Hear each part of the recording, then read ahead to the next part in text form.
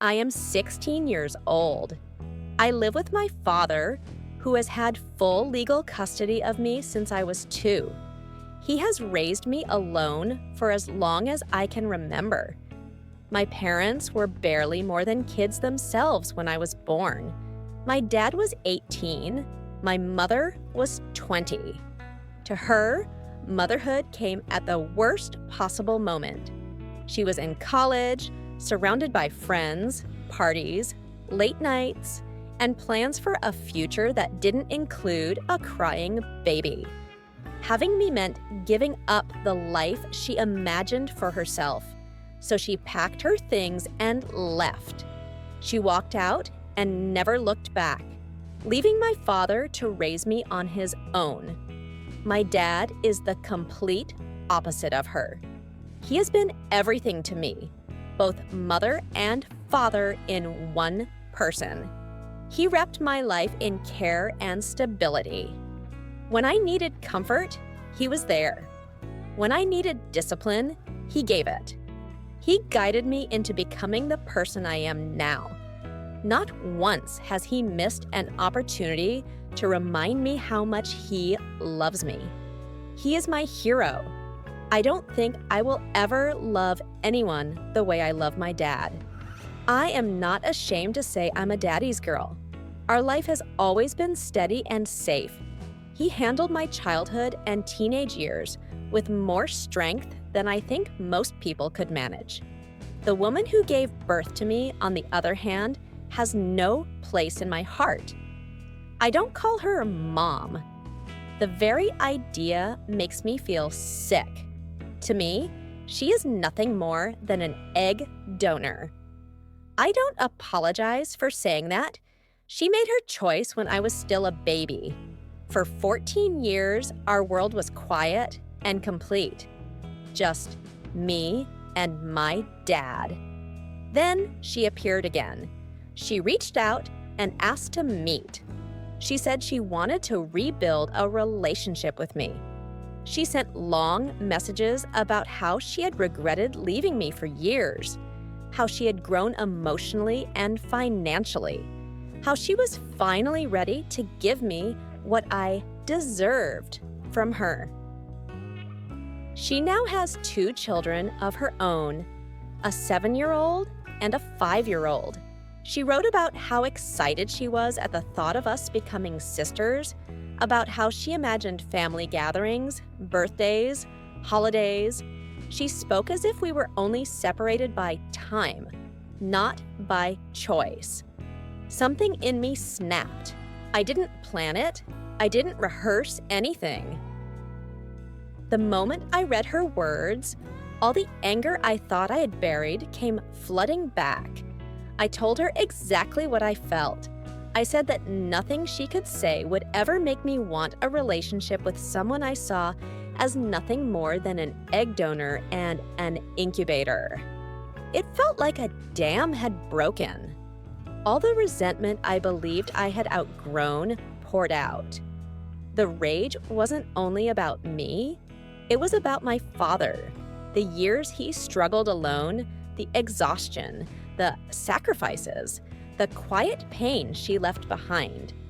She had wounded both of us, and now she wanted to reopen scars that had taken a lifetime to heal. I told her that in my world, I had only one parent. The other one had effectively died the day she walked away. I admitted that it felt strangely satisfying to speak out loud about what an incredible father my dad is, and how lucky we were to escape someone so self-centered and toxic. The only moment I held back was when I spoke about her children.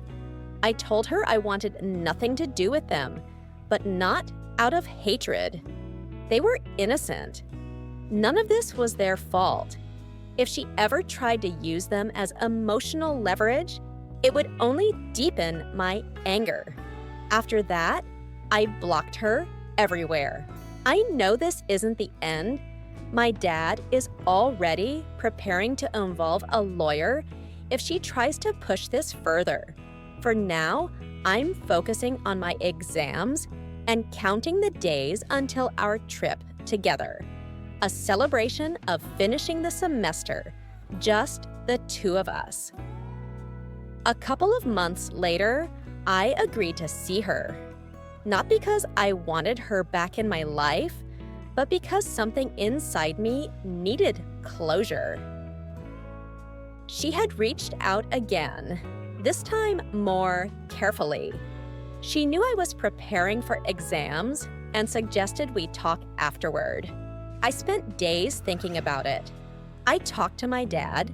He told me the same thing he always does, that he would support whatever decision I made. Whether I wanted her in my life, kept things distant, or cut her off entirely, he would stand by me.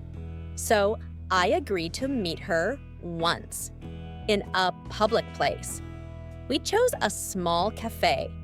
My dad drove me there and stayed nearby in case I wanted to leave immediately.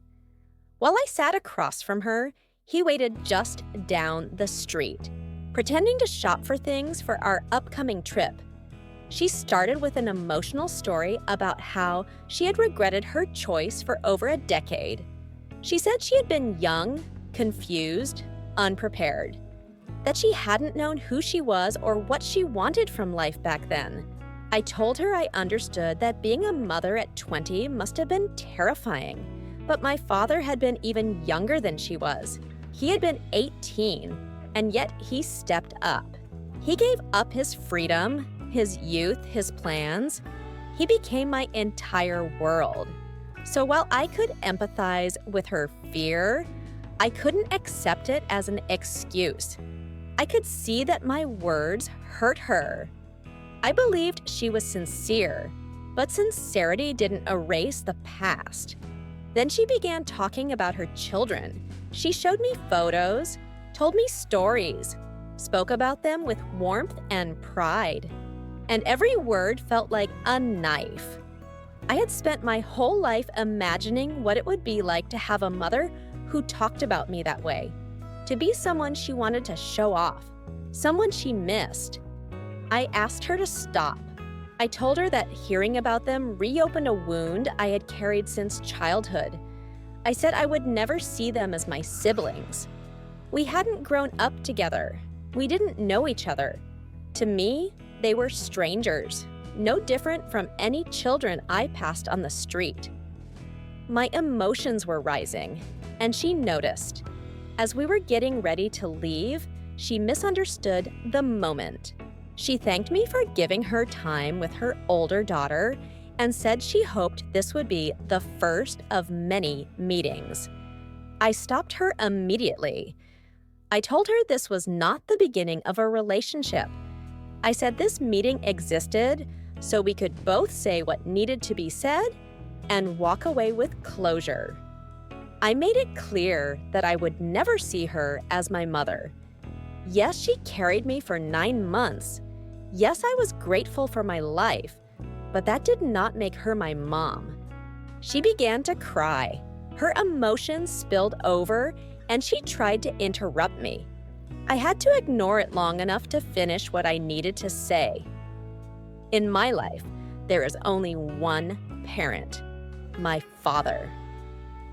Before we parted, while she was still trying to compose herself, I asked her not to contact me or my dad again.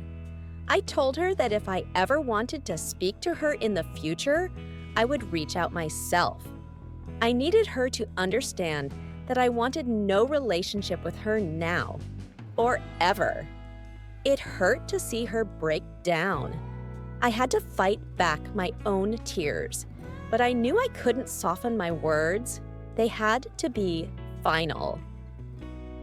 Only when I sat in the car beside my dad did I finally cry. He held my hand and told me he respected my choice. Whatever I decided, distance, boundaries, or complete separation, he would always stand behind me. His certainty made me feel safe. It helped me believe that I had done the right thing. Some of my friends disagreed. They thought I was too harsh. They said I might regret refusing her someday. Their words stayed with me longer than I expected. Now I'm left wondering whether I was cruel or simply honest. All I know is that I chose the man who never walked away from me,